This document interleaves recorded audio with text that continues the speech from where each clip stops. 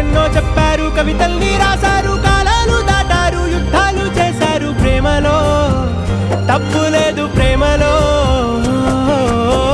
వేల వేల వెన్నెలంత నీదవాలి వెలుగునంత మోయమంటే నేను ఎంత రే.